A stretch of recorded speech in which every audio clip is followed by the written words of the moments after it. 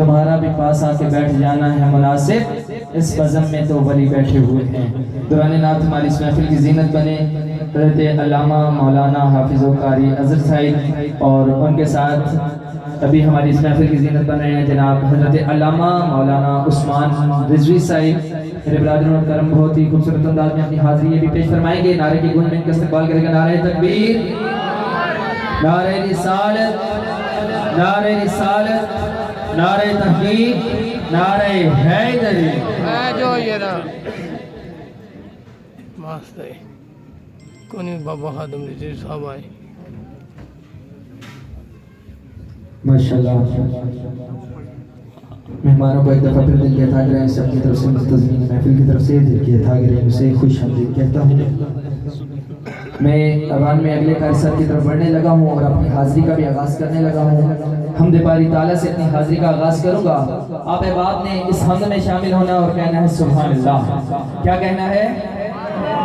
اور سبحان اللہ کہنے سے علماء کرام موجود ہیں، اگر میں غلط ہوں تو میری اصلاح فرمائیں، درست ہوں تو دعا فرمائیں۔ سبحان اللہ قرآن کا لفظ ہے اور حدیث پاک میں آتا ہے جس نے قرآن کا ایک لفظ پڑھا اس کو 10 نیکیاں ملتی ہیں، اور الف لام میم یہ علیحدہ علیحدہ 3 لفظ ہیں۔ اسی طرح سبحان اللہ کے عدد بنتے ہیں 9 تو 90 نیکیاں ملتی ہیں، 90 گناہ معاف ہوتے ہیں، 90 درجات بلند ہوتے ہیں۔ ایک دفعہ ہاتھ چاہ کے آخو سبحان اللہ۔ ماشاءاللہ حمد باری تعالیٰ۔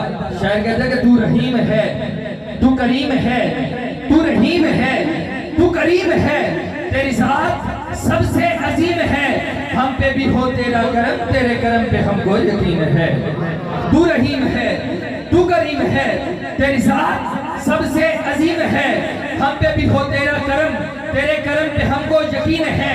عدل کرے تا تھر تھر کمبڑ اچیا شانہ والے، فضل کرے تا بخشے جاون میور کے مکالے، کیونکہ تو رحیم ہے، تو کریم ہے، تیری ذات سب سے عظیم ہے، ہم پہ بھی ہو تیرا کرم، تیرے کرم پہ ہم کو یقین ہے۔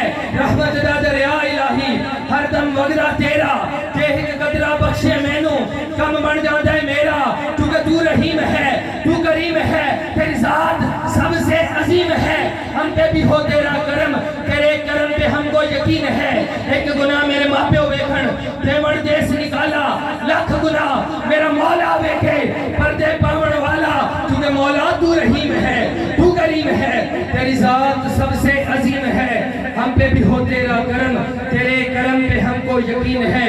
اور جب کرم ہو جاتا ہے پھر کیا ہوتا ہے؟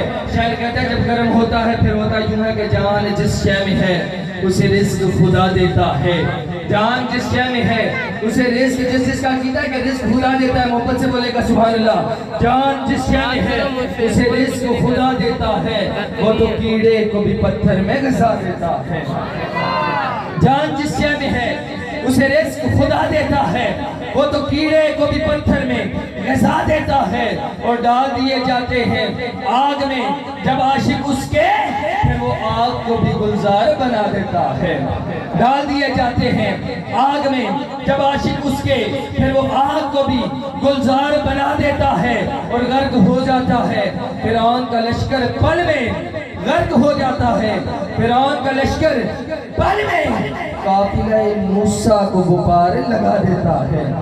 غرق ہو جاتا ہے فرعون کا لشکر پل میں، قافلہ موسیٰ کو وہ پار لگا دیتا ہے۔ پھر مجھے کہنا پڑے گا کہ تجھے حمد ہے خدایا، تجھے حمد ہے خدایا۔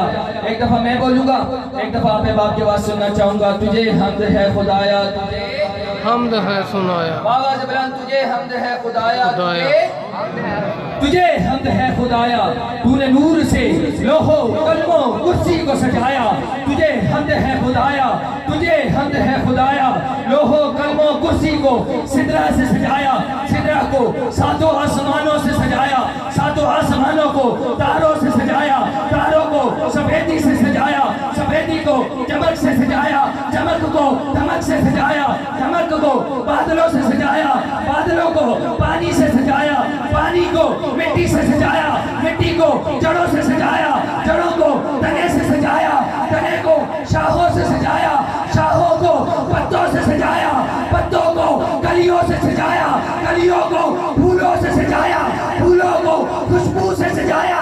میلاد کی محفل ہے، جملہ ضائع نہیں کرنا۔ میں نے کہا تنے کو کلیوں سے سجایا، کلیوں کو پھولوں سے سجایا، پھولوں کو خوشبو سے سجایا، اور خوشبو کو میرے آقا کے پسینے سے سجایا۔ سبحان اللہ۔ خوشبو کو میرے آقا کے پسینے سے سجایا۔